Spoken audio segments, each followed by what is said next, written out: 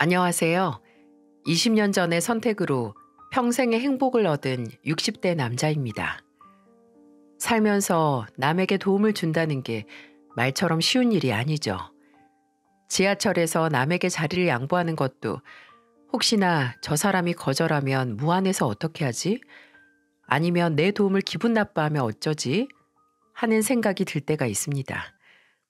또 도움을 준다고 해도 상대가 내 선의를 알아주지 않으면 서운한 게 또 사람의 마음이고, 도움을 주고 싶어도 내 여건이 따라주지 않으면 모른 척 지나갈 수밖에 없는 것도 인생입니다. 이렇게 남에게 한 번의 도움을 주는 것도 여러 가지 생각과 여러 가지 변수를 다 따지는 게 사람인데, 앞뒤 재지 않고 내가 도움을 주기로 결정했다라는 이유 하나만으로 남에게 순수한 선의를 베풀었을 때, 저는 그 선의에 대한 보답이 내 인생을 바꿀 수도 있다는 걸 곧 70을 앞둔 어느 날 알게 됐습니다. 40대 전까지 제 인생은 솔직히 불운의 연속이라고 해도 과언이 아닐 것 같네요.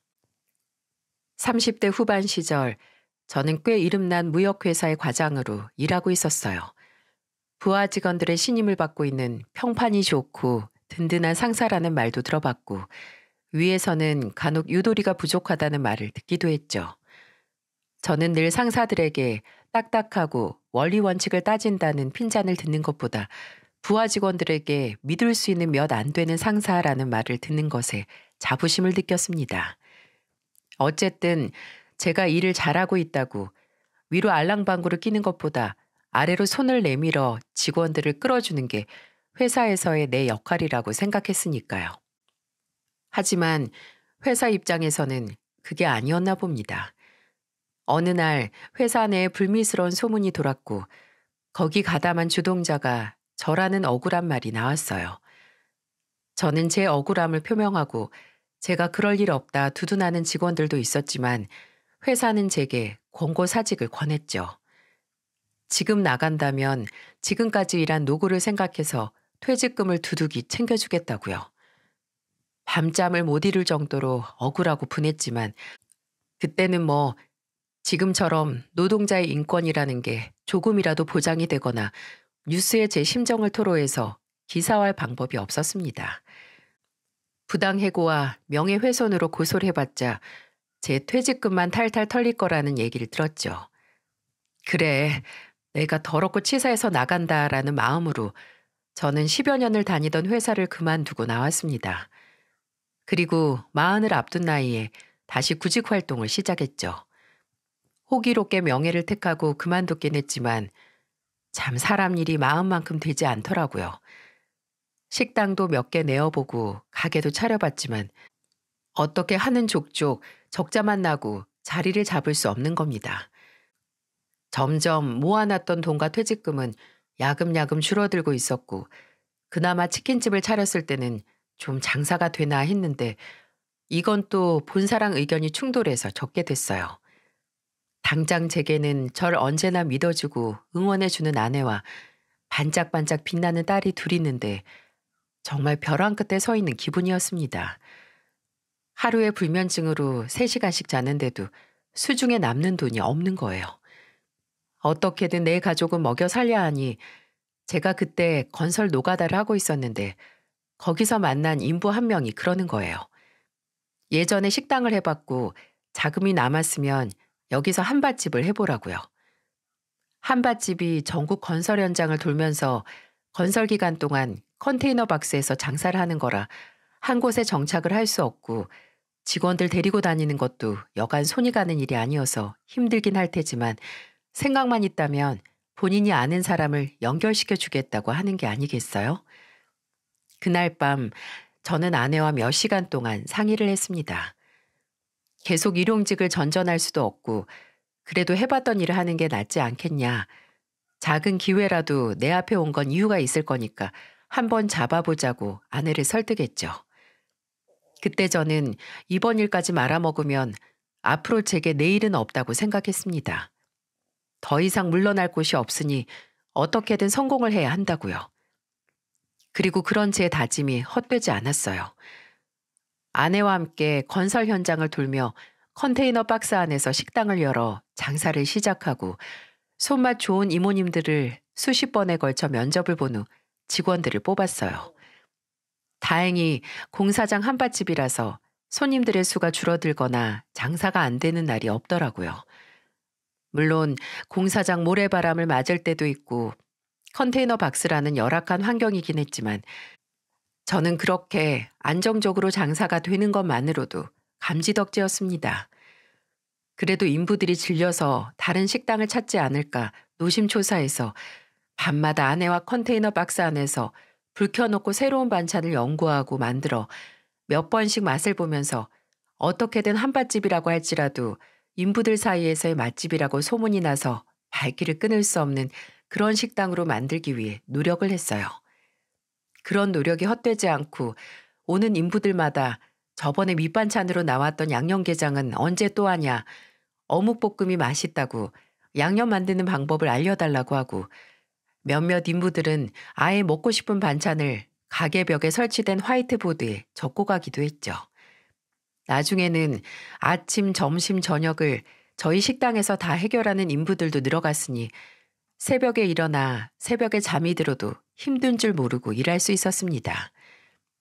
공사장은 여러모로 제가 인간답게 한 가정의 아버지답게 살게 도와준 그런 은인 같은 장소였죠. 그리고 그것뿐만 아니라 제가 이곳에 사연을 보내게 된 이유이자 제게 정말 특별한 인연을 만들어준 그런 장소이기도 하고요. 하늘이 점 찍어준 인연이라는 건 부부나 부모 자식 사이뿐 아니라 우연인지 필연인지 적재적소의 상황과 시간에 만나 서로의 운명을 바꾸는 그런 인연이기도 하다는 걸 알게 해준 그런 인연을 말입니다. 그때 저는 경기도 외곽의 아파트 공사장 현장에서 한밭집을 열어 장사를 하고 있었어요. 근데 매일 마주치는 수많은 인부들 속에서 딱 한 명, 제가 얼굴도 이름도 외우고 있는 사람이 있었어요. 그럴 수밖에 없는 게 그곳 인부들은 얼굴이 햇볕에 벌겋게 그을린 30, 40대 후반 아저씨들이었는데 그 사람은 막 대학교 입학했다고 해도 믿을 수 있을 정도로 얼굴이 뽀얀 20대 청년이었거든요. 처음 그 청년이 식당으로 들어왔을 때 저도 제 아내도 우리 지연이 또래 정도 돼 보이지? 라고 말을 했어요. 그때 제 큰딸이 대학 졸업학기를 보내고 있었거든요. 뭐 당장 발등에 불이 떨어진 상황이면 나이가 뭐가 중요하고 직업에 무슨 귀천이 있겠습니까? 어린 청년이 본인 아버지 뻘 되는 인부들 사이에서 하루 종일 먼지바람 들이마시며 피땀 흘려서 일하는 모습이 그저 아버지의 마음으로 짠하기만 했죠. 다른 인부들이 이녀가 하고 이름을 부르고 본인들이 있는 테이블에 불러서 같이 먹자는 말을 하는 걸 듣고 그때 그 청년의 이름이 인혁이라는 걸 알게 됐습니다. 제 아내는 그 청년을 보면 집에 있는 딸들이 생각이 났는지 그 청년이 밥 먹으러 오면 밥이나 반찬을 더 퍼주곤 했어요. 든든하게 먹고 열심히 일해서 젊음을 이곳에서 보내는 걸 후회하지 않게 말이죠. 근데 그 청년도 그 마음을 알았나 봅니다. 뭐 제 아내가 딱 보기에도 다른 인부들에게 퍼주는 밥이나 반찬하고 차이가 나게 퍼주긴 했는데 하루는 그 청년이 밥을 다 먹고 간 자리를 치우려고 보니까 꼬깃꼬깃한 쪽지가 있는 게 아니겠어요? 뭔가 하고 봤는데 거기에는 단정한 글씨체로 이렇게 적혀 있었어요. 늘 든든하게 챙겨주셔서 감사합니다. 매일 이곳에서 한 끼를 먹을 때마다 큰 힘을 얻고 있습니다.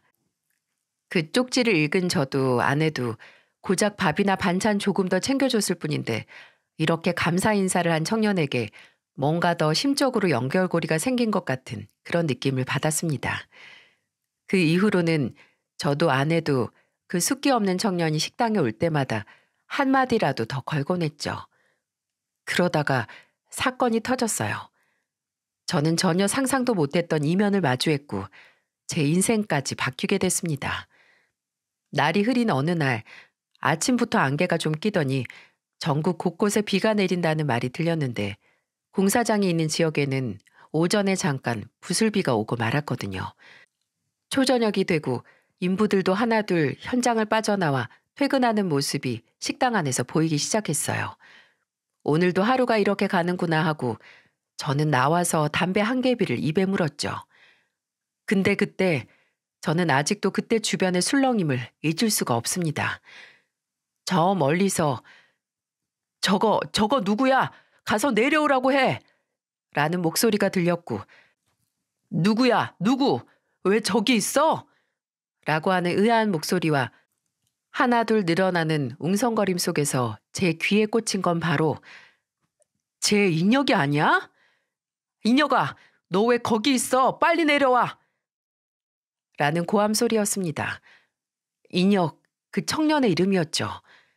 저는 무슨 일인가 싶어서 입에 물고 있던 담배를 바닥에 내팽겨치고 인부들 사이로 달려들어갔어요.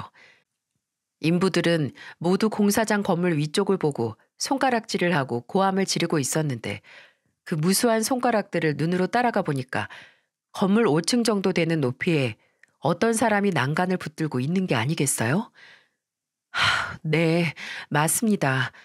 난간을 붙들고 불안하게 서 있는 사람은 바로 그 청년이었어요. 청년은 난간을 붙들지 않은 팔을 연신 들어 얼굴을 닦고 있었는데 멀리서 봐도 청년이 울고 있다는 걸 알 수 있었어요. 청년은 눈물을 흘리며 5층 높이에서 허공에 대고 뭔가를 외치고 있었는데 바람 소리에 흘러들리는 그 말들이 20년이 지난 지금도 제 머릿속에서 지워지지 않고 있었어요. 아빠, 죄송합니다. 죄송해요. 제가 못나서 도움 하나 못 드리는 아들이라서 정말 죄송해요. 엄마,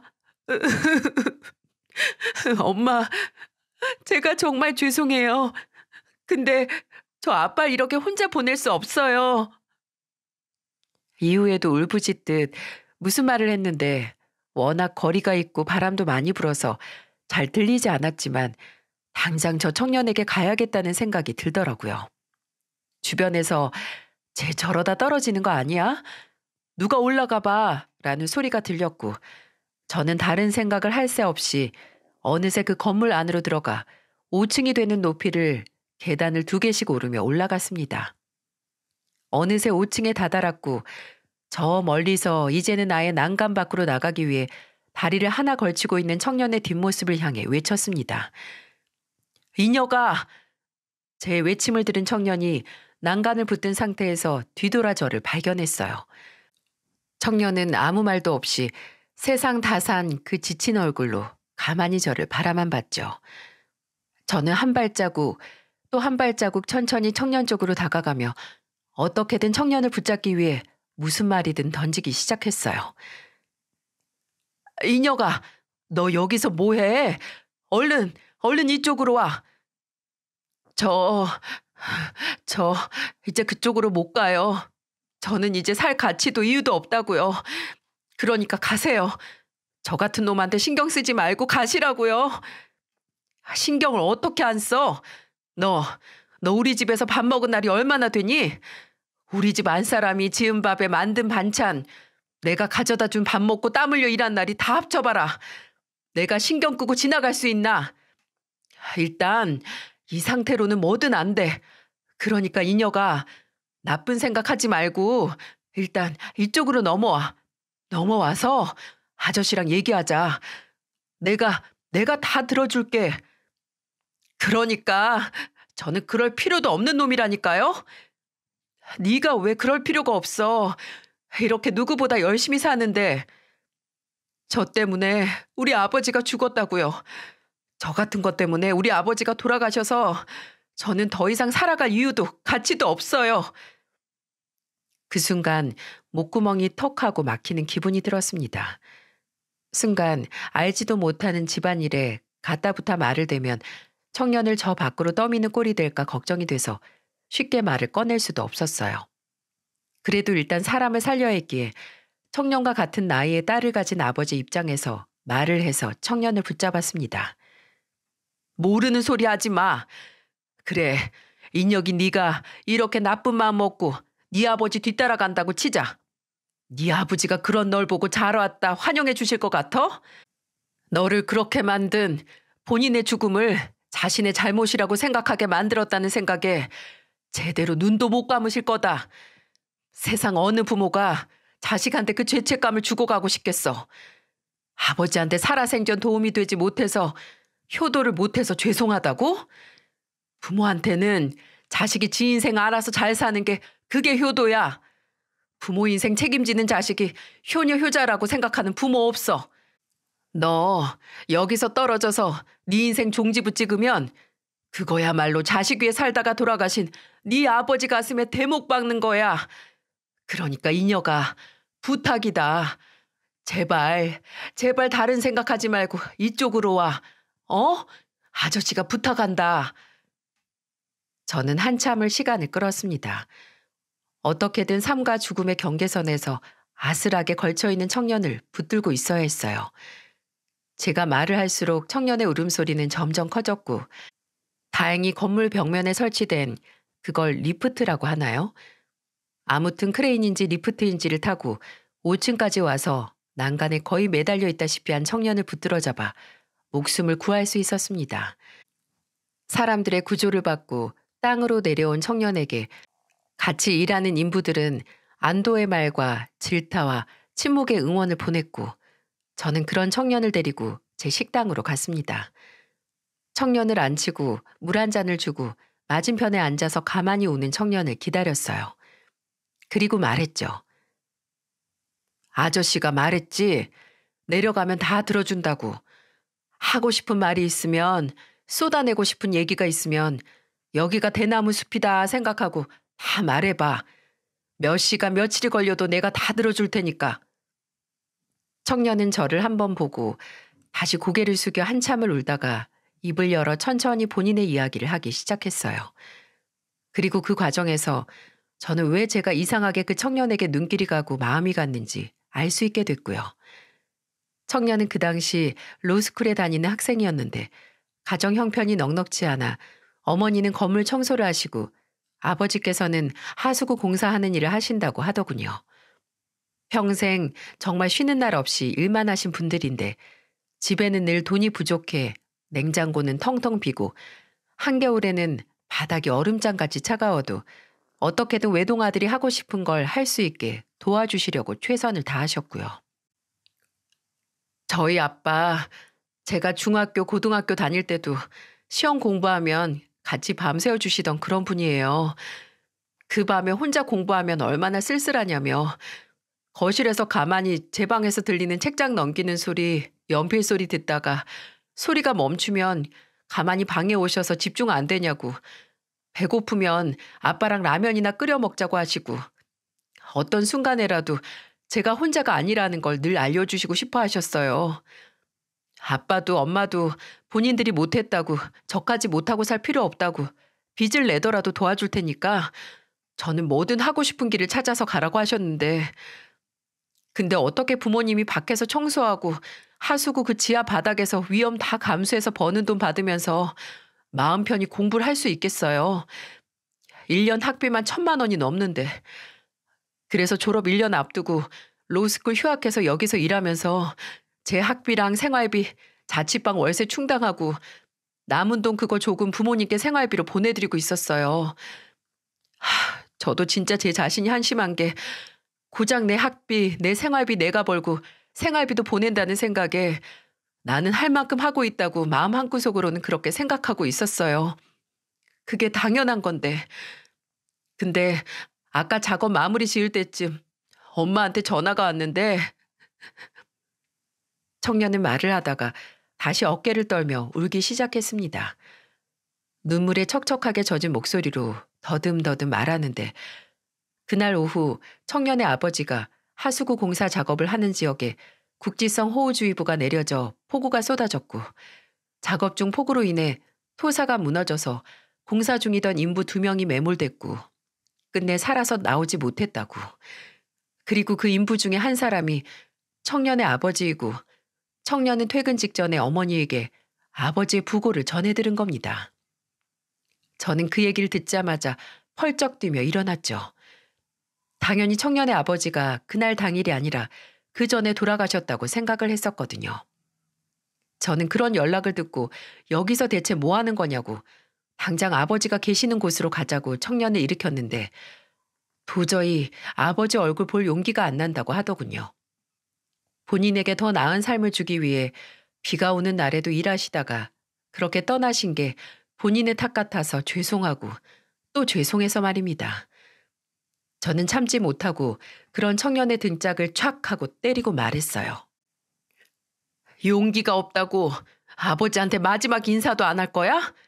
거기서 혼자 아버지 배웅하고 계신 어머니는 어떻게 하고? 인여가, 내가 네 아버지라면 그 누구보다도 지금 널 기다리고 있을 거다. 가기 전에 목숨과도 바꿔도 아깝지 않은 우리 아들 얼굴 한번 더 봐야 하니까 다른 소리 하지 말고 일어나. 아저씨랑 얼른 아버지한테 가자. 저는 차키를 챙겨서 청년을 데리고 차에 탔습니다. 그리고 청년의 아버지가 기다리는 병원 장례식장을 향해 갔어요. 장례식장이 가까워질수록 청년이 흐느끼는 소리가 점점 잦아들기 시작했고요. 그리고 도착한 곳은 뭐라 말을 할 수가 없더라고요. 도착한 청년을 본 친척으로 보이는 어르신들이 청년을 붙잡고 울면서 왜 이제 왔냐고 타박을 했고, 청년의 어머니는 울다가 실신을 해서 수액을 맞고 지금은 장례식장 옆에 마련된 방 안에서 쉬고 있다고 말해주셨죠. 일단 저는 아래층에서 청년이 입을 상주복을 대여하고 일면식은 없지만 그래도 ATM기에서 부조금으로 낼 현금을 넉넉히 뽑아 올라왔습니다. 어머니 곁을 지키고 있던 청년에게 상주복을 주고 잘 갇혀 있고 아버지 마지막 가는 길 잘 보내드리자고 말했죠. 그냥 갈 수 없어서 한 구석에서 묵묵히 서 있었습니다. 청년의 어머니께서는 아직 기력을 회복하지 못해서 방 안에서 쉬고 계시고 청년 홀로 아버지 영정사진 앞에 자리를 잡고 서서 조문객들을 맞이했죠. 그 모습을 보고 영정사진 속 청년 아버지 얼굴을 가만히 보는데 만약 이런 식으로 만나지 않았다면 좋은 친구가 될 수도 있겠다 싶을 정도로 인상이 좋으시더라고요. 그 인상처럼 인성도 좋으셨는지 조문객들도 많이 오고 장례식장이 오랜 시간 동안 북적이는 손님들로 인산인해를 이뤘습니다. 그리고 시간이 지나 조문객들이 하나둘 빠져나갈 때 영정사진 앞에는 청년밖에 남지 않게 됐어요. 저는 할 일도 없어서 밖에서 음식 서빙을 돕다가 손님이 빠져서 뒤에 마련된 의자에 앉아 있었고요. 근데 청년이 가만히 앉아서 영정사진 속 본인의 아버지와 독대를 하고 있는 모습을 보면서 왜 제가 그 청년에게 괜히 눈길이 더 가고 마음이 더 갔는지 그 이유를 알 수 있더라고요. 그 청년은 저였습니다. 그때 그 청년의 모습은 바로 20대 초반 병마로 싸우다 세상을 떠난 아버지를 떠나보내고 고아가 됐던 제 모습과 딱 겹쳐 보였던 거예요. 저는 일찍 어머니를 여의고 군대에서 막 제대를 했을 때 아버지께서 암투병 중 세상을 떠나 이른 나이에 고아가 됐는데 그때 혼자 아버지의 장례식장을 지켰던 제 모습이 지금의 청년 모습과 같을 것 같아 단정 깊은 곳에서 뭔가 밀려 들어오는 것 같은 감정을 느꼈습니다. 그때는 그 감정이 뭔지 제대로 알지 못했어요. 저는 새벽 꼬박 청년과 함께 장례식장을 지켰고 발인식 전에 청년 휴대폰에 제 전화번호를 찍어주고 말했어요. 나중에 마음 정리가 되면 꼭 다시 보자고 말이죠. 청년은 저를 끌어안고 감사합니다, 감사합니다 하고 인사를 했고요. 그 후 매일 밤마다 잠을 이루지 못했어요. 괜히 잠은 안 오고 청년의 얼굴 한 번 떠오르고 영정사진 속 청년의 아버지 얼굴이 떠오르고 제 앞에서 부모님께 죄송하고 아버지의 마지막을 볼 용기가 없다며 우는 청년의 모습이 떠올라서 제 잠을 방해했죠. 제가 밤마다 잠도 안 자고 왔다 갔다 하고 우유 데펴 먹고 그러고 있으니 제 아내도 이상했는데 왜 그러냐고 묻더라고요. 그래서 그날 청년과 있었던 일과 장례식장에서 있던 일을 말하니까 제가 어떻게 살아온지 곁에서 누구보다 잘 아는 아내는 차분히 말하더군요. 그렇게 어렵게 산 당신 젊었을 때 모습을 다시 본 것 같았을 텐데 당연히 기분이 싱숭생숭하겠지. 아휴, 나라도 젊었을 때 나를 만나게 되면 가슴이 먹먹했을 텐데. 아내의 말이 맞았습니다. 어떻게든 잘 살고 싶고 돌아가신 부모님께 자랑스러운 아들이 되기 위해 시간이 흐르는 것도 모르고 살아온 지난 날들 속에서 누구 하나 내 편이 돼서 날 도와주는 사람이 없다는 기분으로 사는 게 얼마나 외롭고 쓸쓸한지 잘 알거든요. 아마 그때 청년의 마음을 가장 잘 아는 건 바로 저였을 겁니다. 저는 그 먹먹한 마음을 어떻게 해소를 할까 고민하다가 끝내 마음의 결정을 내리고 아내와 상의를 했어요. 다행히 아내도 제 말에 동의를 해줬고 제 마음을 이해해줘서 나흘 뒤 청년에게 감사 인사를 담은 문자 한 통이 왔을 때 청년에게 전화를 해서 얼굴 보고 할 말이 있다고 말했습니다. 거의 일주일 만에 다시 만난 청년의 얼굴은 반쪽이 되어 있었는데 아버지를 낙골당으로 안치시키고 나서 어머니의 건강이 악화돼 잠시 입원을 하셔야 해서 그 곁을 지키느라 빨리 연락을 못 드렸다고 죄송하다고 그러더라고요. 청년은 지금까지 모았던 돈으로 장례식 비용을 내고 나서 어머니 병원비를 냈는데 그냥 이 김에 로스쿨을 그만두고 바로 취업을 해서 어머니를 모시고 살 생각을 한다고 하더군요. 어머니 건강도 건강인데 멀리 떨어져 사는 게 아무래도 마음이 안 놓인다고요. 저는 그때 어쩔 수 없다는 식으로 웃으며 말하는 청년에게 넌지시 말을 건넸어요. 이녀가 내가 네 아버지면 내 죽음 후에 아들인 네가 다니고 싶은 로스쿨 하고 싶은 일 포기했다는 걸 알고 편히 눈 감지 못할 거야. 네 아버지가 왜 궂은 날씨 속에서도 일하셨겠어. 근데 너는 그 꿈을 이렇게 포기한다고?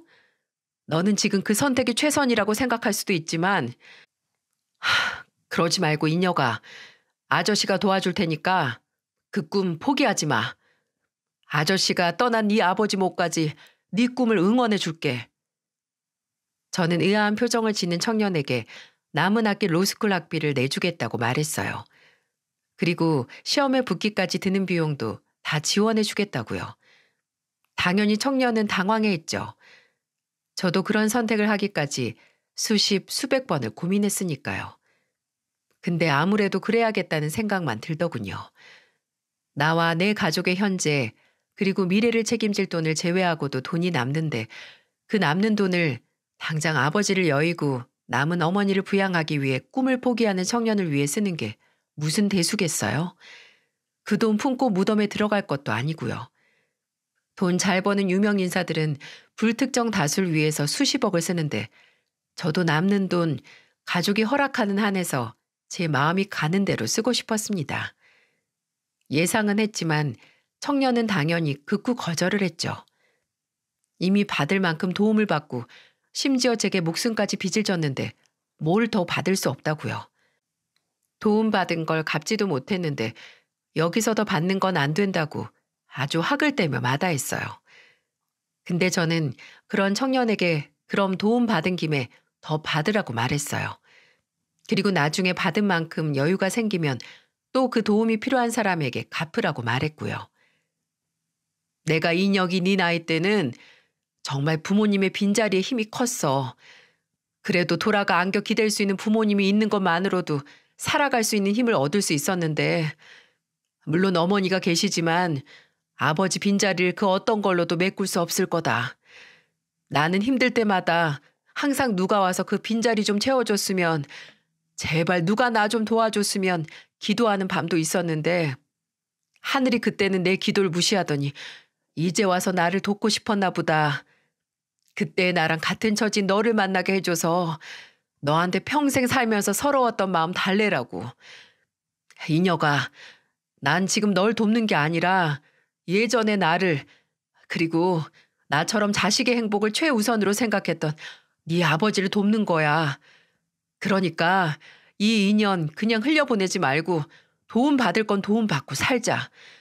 네 아버지가 응원했던 꿈 그거 그렇게 쉽게 포기하지 말어. 저는 한참 청년을 설득했어요. 처음에는 절대 받을 수 없다고 하던 청년도 묵묵히 제 이야기를 듣기 시작했고요. 한동안 아무 말이 없던 청년은 시간을 달라고 하더라고요. 생각해보니 제 마음을 이 자리에서 바로 거절하는 것도 큰 신뢰 같고 아저씨께서도 오래 고민하신 만큼 저도 깊이 생각해보고 결정을 하고 싶다고 저만 괜찮다면 시간을 갖고 생각을 해보고 싶다고 하더군요. 저는 원하는 만큼 천천히 생각을 해보라고 말했고, 그렇게 청년의 입에서 제 제안을 받아들이길 기다렸습니다. 그리고 하루 이틀, 3일이 지나고 5일이 지나 6일째 청년이 식당으로 찾아왔어요. 청년이 식당에 들어와 제 얼굴을 보자마자 바닥에 무릎을 꿇고 고개를 숙여 말했어요. 목숨까지 빚진 주제에 제 꿈도 미래도 아저씨께 빚지러 왔습니다. 염치 불구하고 도움을 주시면 제가 정말 그 은혜를 평생 잊지 않고 성공해서 아저씨께서 절 도와주신 것처럼 약하고 도움이 필요한 사람들에게 힘이 되는 그런 변호사가 되겠습니다. 정말, 정말 감사합니다. 저는 그렇게 말하며 끝내 바닥에 거의 이마가 닿을 정도로 숙이는 청년을 감사 안아줬습니다. 그리고 네 아버지께서 지키셨던 미래를 함께 지키자고 말했어요. 그렇게 저는 청년의 미래를 후원하게 됐습니다. 청년은 제게 학비를 지원받고 다시 로스쿨에 다니면서도 잊지 않고 일주일에 한 번은 식당에 찾아왔어요. 저나 아내나 안 와도 되니까 가서 면접 준비하고 공부하라고 해도 어떻게든 찾아와서 설거지를 한 번 더 하고 서빙하고 테이블 정리를 하고 적어도 서너 시간은 일을 하고 다시 학교 도서관으로 가더라고요.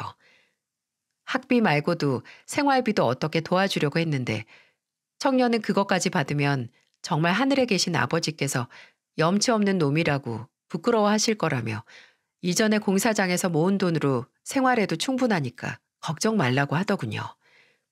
그래놓고 월세 살던 집을 빼서 로스쿨 근처 고시원에 들어가 마음이 안 좋았는데 마냥 도움을 받는 것도 쉬운 일이 아니라는 걸 알아서 청년의 마음만 편하다면 원하는 대로 하게 해주고 싶어 가만히 있었습니다. 청년은 그저 돈만 후원해줬던 건 아니고 명절이면 집으로 초대해서 저희 가족과 함께 시간을 보내기도 하고 종종 아내가 고시원에 반찬도 보내주고 또 3학년 1학기에는 면접 일정이 많아 제가 데리고 나가서 양복 한 벌 맞춰주기도 했어요. 그리고 변호사 시험을 보는 날에는 청년의 아버지가 그러셨던 것처럼 저도 날밤을 꼬박 샜어요. 그리고 새벽같이 일어나서 청년이 사는 고시원 앞으로 차를 끌고 갔습니다. 그리고 시험장까지 청년을 태워다 줬죠. 따로 시험 잘 봐라, 긴장 말아라 라는 말은 하지 않았습니다. 청년이 시험장 앞에서 내리기 전 딱 한마디 했어요. 나도 마음이 이런데 아버지가 정말 자랑스러워 하실 거다. 청년은 제 손을 한번 꽉 잡고 나서 차에서 내렸습니다. 그리고 몇 발자국 가다가 돌아서더니 제가 타 있는 차를 향해 큰 절을 한번 하고 나서 다시 시험장으로 향했어요. 저는 단 한 번도 의심하지 않았습니다. 당연히 청년은 시험에 붙어 당당히 변호사 자격증을 땄어요. 그리고 1, 2학년 때 성적도 나쁘지 않아서 2학년 때 인턴으로 나갔던 로펌에 시험 합격 후 인턴으로 들어갈 수 있었고요. 청년은 시험에 합격하는 날 저를 업고 제 식당 앞을 빙빙 돌며 웃었고 저도 한때는 우느라 어깨가 축 처져서 작게만 느껴졌던 청년의 등에 엎여서 웃었네요. 인턴으로 들어가서 처음 월급을 받은 날은 청년이 저희 가족과 본인 어머니를 모두 불러 외식을 했는데 제게는 시계를 선물하고 아내와 어머니에겐 스카프를 선물하고 그래도 얼굴 봐온 딸들에게는 지갑을 하나씩 선물했어요. 분명 월급을 몽땅 쓰고 따로 모아뒀던 돈도 썼을 만큼 지출이 컸을 겁니다. 하지만 목표를 이룬 후에 그 목표를 이룰 수 있게 도와준 사람에게 그 마음을 표현하는 것만큼 큰 기쁨이 없잖아요. 왜 돈을 이렇게 많이 썼냐는 말보다는 우리 인혁이 덕에 손목 시릴 일 없겠다. 내가 평생 이 시계만 차고 다닐게. 라고 말했더니 청년도 세상 기쁜 표정으로 웃어 보이더라고요. 청년의 성공은 마치 젊었던 날에 제가 목표를 이룬 것만큼이나 뜻깊고 가슴 벅찬 일이었어요. 지금까지 제 예상은 한치의 어긋남이 없었습니다. 청년은 변호사 시험에 합격을 해서 당당하게 변호사가 됐고 그 후에도 청년과 청년의 어머니 그리고 저희 가족은 정말 뗄래야 뗄 수 없는 관계가 됐죠.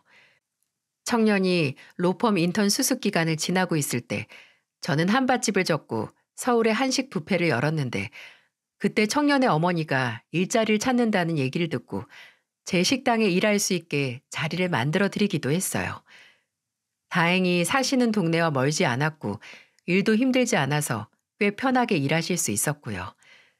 이렇게 청년에게 도움의 손길을 건넸을 때 제가 예상했던 일들이 다 들어맞았는데 딱 한 가지 전혀 예상치 못한 일이 있었어요. 지금도 그날을 생각하면 헛웃음이 납니다. 청년이 로펌에 들어가고 한 1년이 지났을 때였어요. 하루는 동네 친구가 찾아와서 한잔하고 나서 저녁 10시가 좀 넘었을 때 천천히 걸어서 집으로 가고 있었습니다. 근데 아파트 앞에 다다랐을 때 저기 청년이 있는 게 보이는 겁니다. 저는 반가워서 손을 흔들며 다가갔죠. 어쩐 일이야? 연락도 없이. 아저씨. 야근하고 온 거야? 왜 안 들어가고 나와 있어? 식사 안 했으면 들어가서 나랑 야식이나 먹고 가지. 청년을 붙들고 아파트로 들어가려고 하는데 갑자기 공동현관 입구가 나오더니 누가 나오더라고요. 내 가방에 인혁 씨 휴대폰 들어있던 거 깜빡했다. 여기, 아빠! 그렇습니다. 청년의 휴대폰을 들고 활짝 웃으며 나오는 사람은 바로 제 큰딸이었어요.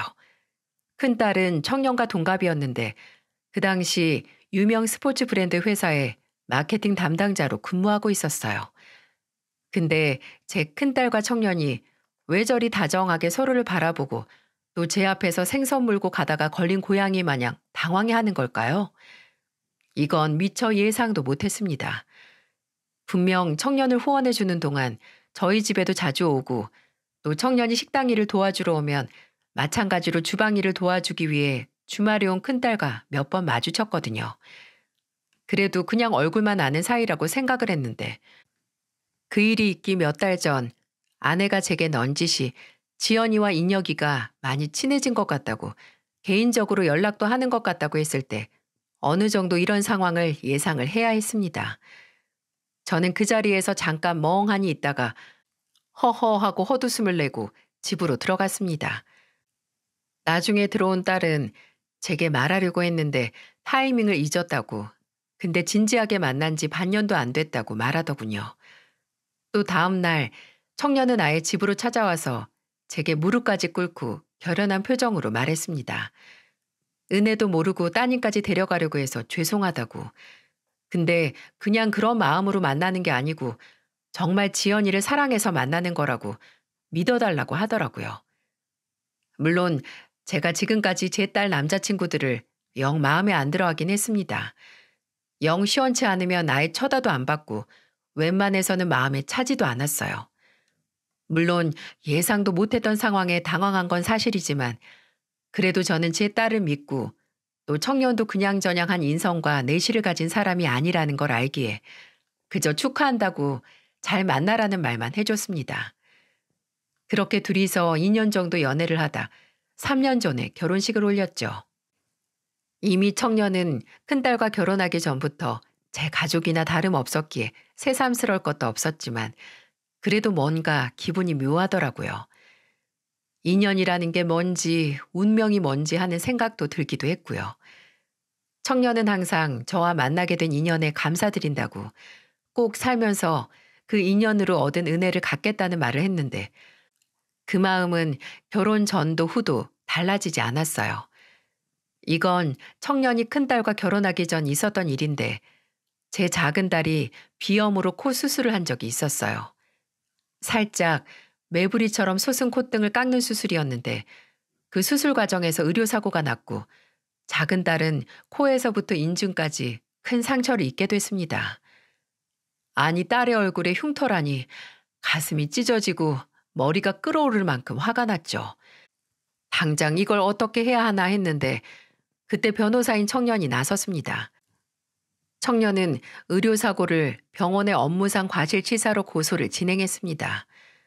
원래 이 의료사고로 고소를 해서 혐의를 입증하는 게 정말 어려운 일이라고 하더군요. 근데 청년이 그걸 해낸 겁니다. 청년은 병원 측으로부터 높은 합의금을 받아냈고 그 덕에 작은 딸은 다른 병원에서 흉터를 지우는 수술을 받을 수 있었고요. 또 이건 큰딸과 청년이 결혼하고 나서의 일인데 제가 한식 뷔페를 하면서 몇 번 부동산 투자를 한 적이 있었어요.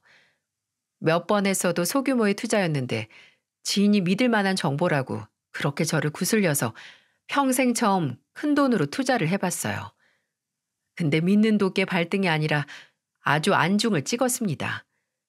지인이 저를 상대로 투자 사기를 자행했던 거였어요. 배신감과 큰 돈을 한순간에 날치기 당했다는 막막함에 주저앉을 뻔했는데 그때 제 어깨를 잡고 끌어올려 준 게 바로 청년이었어요. 청년은 며칠 밤을 꼬박 세워가며 저를 통해 혐의를 입증할 증거를 수집했고 기망행위를 입증할 서류를 준비했어요. 그리고 투자 원금을 돌려받기 위해 형사재판을 진행시켜 수사와 재판 과정에서 피해를 보상받을 수 있게 조치를 취해줬고요. 다행히 몇 달에 걸친 재판 과정 중 저는 투자금을 돌려받을 수 있었습니다. 의료사고 고소도 그렇고 투자금 사건도 그렇고 원래 변호사를 선임하면 받은 합의금에서 수임료를 지불해야 하잖아요. 어떤 사이라 할지라도 도움 받은 만큼 공과 사는 구분해야 할기에 저는 청년에게 수임료를 주려고 했는데 청년은 고개를 저어 마다하며 이렇게 말했습니다. 이미 예전에 받아서 안 받아도 됩니다, 장인어른. 그리고 앞으로도 제가 드리는 그 어떤 도움에 대한 보상도 안 하셔도 되고요. 청년은 이미 본인은 저와 만났을 때 목숨도 그리고 변호사로서의 미래도 빚졌기에 앞으로 그 어떤 일이 있든 그저 본인이 갚는 은혜를 받기만 하시면 된다고 하며 제 손을 잡아주었어요. 분명 이 인연으로 인해 제가 더 큰 행복과 새로운 가족을 얻은 건 사실입니다. 하지만 무조건 보답을 받기 위해 몇 년 전 청년에게 도움을 줬던 건 아니었어요. 근데 저는 작년 또다시 찾아온 제 인생의 고비에서 청년에게 도움을 받았습니다. 작년에 저는 위암 판정을 받았어요. 다행히 2기의 수술도 성공적으로 끝났지만 항암 치료 부작용 때문에 한동안 고생을 참 많이 했죠. 하지만 옆에서 가족들이 큰 힘이 되어준 덕분에 참을 수 있었습니다. 근데 아무래도 식당이 영 마음에 걸리더라고요. 저는 식당에 나가도 오래 있지 못하니 아내가 나머지 직원들과 운영을 한다는 게 영 편치 않았고요. 이렇게 은퇴를 해야 하나라는 생각이 들기도 하고 곧 70이라는 생각에 마음이 싱숭생숭하기도 했습니다. 그런데 하루는 청년, 아니 사위가 가평으로 가서 바람 좀 쐬고 오자고 하는 거예요. 저도 갑갑했던 찰나 잘 됐다 싶어서 딸 내외와 아내와 함께 차를 타고 가평으로 향했죠. 근데 가평으로 진입했을 때 갑자기 운전을 하던 사위가 뒷자리에 있던 아내에게 그러더라고요. 장모님, 장인어른, 눈 좀 가려주세요. 그 말을 들은 아내가 마치 기다렸다는 듯 가방에서 안대를 하나 꺼내더니 정말 제 귀에 걸어 눈을 가리는 게 아니겠어요? 이게 뭐지 싶어서 황당해 웃는데 아내는 잠자코 가만히 있으라고 하고 앞에서 딸 목소리로 아빠를 위한 서프라이즈 이벤트를 준비했으니 10분만 참으라고 하는 게 들리더라고요. 아픈 나를 생각해서 무슨 파티나 식사 자리를 마련했나 보다 해서 허허 웃고 알겠다고 했는데 몇 분 후 차가 서더니 차가 열리는 소리와 함께 누가 제 손을 잡고 밖으로 끌어내리는 거예요. 그 손에 의지해서 몇 발자국 걸어갔는데 그때 사위가 도착했습니다 라는 말을 하면서 제 눈을 덮은 안대를 벗겼어요. 그리고 눈앞에는 저는 처음에 딸내외가 펜션을 예약한 줄 알았습니다. 펜션에서 날 잡고 고기를 구워 먹으러 온 줄 알았어요. 왜냐하면 눈앞에 나무가 몇 그루 있고 화단이 예쁘게 자리 잡은 마당이 딸린 한 80평 규모의 깔끔한 2층짜리 주택이 보였거든요. 야, 뭐야, 펜션 잡았어? 그래, 여기서 고기 구워 먹으면 딱 좋겠다. 아니요, 아빠. 여기 펜션이 아니고 이제부터 아빠랑 우리랑 같이 살 집이에요. 놀랐죠. 정말 놀랐습니다. 바보처럼 눈을 껌뻑거리며 아내 얼굴을 한번 보고 딸 얼굴을 한번 보고 그리고 사위 얼굴을 한번 보는데 사위가 활짝 웃더니 그러더라고요. 장인어른 수술 끝나셨을 때쯤 땅 매입해서 저번 달에 공사 끝나고 가구까지 다 들여놨어요. 아무래도 서울에서 계속 사시면 병원 다니면서 치료받고 쉬는 느낌도 잘 안 들고 무엇보다 식당 때문에 계속 신경 쓰이시잖아요. 식당 걱정 적고 치료에만 전념하시려면 아무래도 식당하고 멀어져서 이렇게 공기 좋은 곳에서 시간 보내시는 게 좋을 것 같아서 지연이랑 장모님이랑 상의해서 결정했어요. 땅 매입하는 것도 그렇고 공사도 그렇고 다 인혁이가 비용 내서 했어. 아이 여기 와서 같이 살자는 것도 인혁이 생각이고. 여보, 식당은 나도 있고 또 사부인도 계시니까 걱정 말고 좀 쉬어요. 당신 너무 열심히 살아서 지금 아픈 거야. 그러니까 이제 좀 덜 열심히 삽시다. 어? 저는 아내나 딸들 앞에서 눈물을 보인 적이 거의 없습니다. 원래 눈물이 좀 없기도 했고요. 또 눈물을 보인다는 것 자체가 쑥스럽고 부끄럽게 느껴졌거든요. 근데 그날은 햇빛도 너무 따뜻하고 또 저를 보는 가족들의 눈빛과 그 마음도 너무 따뜻해서 눈물을 참을 생각을 하기도 전에 코가 시큰해지면서 눈물이 흐르더군요. 저는 목이 메어와서 그저 앞에 있는 사위의 손을 잡고 중얼거리듯 말했습니다. 고마워서 이걸, 이걸 어떻게 다 갚냐, 라고요. 그랬더니 사위는 제게 늘 하던 말을 또다시 웃으면서 말했어요. 저 받을 거 없어요, 장인어른. 장인어른이 저한테 장인어른이 아니고 아저씨였을 때 이미 다 받을 만큼 받아서 전 그저 갚는 것 뿐이니까요. 그리고 아직 다 갚으려면 멀었고요. 그러니까 앞으로도 저희랑 살면서 제가 드리는 거 받으시면서 편하고 행복하게 사시기만 하시면 돼요. 저는 지금도 사위가 마련한 가평의 주택에서 아내와 딸과 사위와 함께 살고 있습니다. 아직 항암 치료 과정이 멀게만 느껴지지만 제가 두려울 게 뭐가 있겠어요? 이렇게나 저를 아껴주고 응원해주는 가족이 있는데 말이죠. 20년 전 만난 청년은 이제 제 사위고 가족이지만 가끔 술 한잔하면 저를 아저씨라고 부르곤 합니다. 그럴 때면 저희는 20년 전 그날로 돌아가 이야기를 나누곤 하죠. 아저씨, 저는 전 그때 건물에서 아저씨가 저를 이녀가 하고 불렀을 때 잠깐, 아주 잠깐 아빠가 오신 줄 알았어요. 분명 우리 아빠는 돌아가셨는데 아까 엄마한테 우리 아빠 사고로 돌아가셨다고 들었는데 왜 아빠가 여기까지 와서 내 이름을 부르지? 했다니까요. 근데 어쩌면 아빠가 그날 가시면서 아저씨를 만나게 해주셨나 봐요. 아빠가 어쩔 수 없이 떠나는데 우리 아들 불쌍하고 가여워서 아빠 대신 아빠 노릇 해줄 아저씨 저랑 이렇게 만나게 해주셨나 봐요. 술에 취해 추억에 취해 기억을 더듬더듬 짚어가며 이야기하는 사위를 보고 어쩌면 그럴 수도 있겠다라는 생각을 했습니다. 정말 떠난 사위 아버지 얼굴을 한번 못 본 제 사돈 어른께서 내 아들 잘 부탁한다고 분명 내 아들을 도와주는 만큼 도움을 받을 거라고 저를 사위와 만나게 해주고 간지도 모르겠습니다. 사람은 도움을 받음으로써 힘을 얻기도 하지만 도움을 주는 걸로도 힘을 얻는 경우가 있는데 그게 바로 저와 제 사위의 관계 같네요.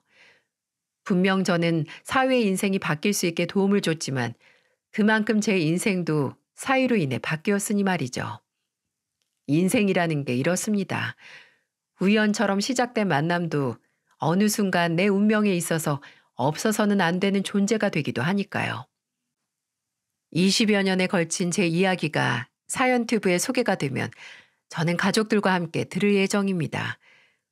이 이야기의 또 다른 주인공인 사위와 함께 앉아서 지난 날을 되새겨보며 조금이라도 사위에게 제가 얼마나 사위에게 고마워하고 또 인혁이 너를 얼마나 자랑스러워하는지 알려주고 싶네요.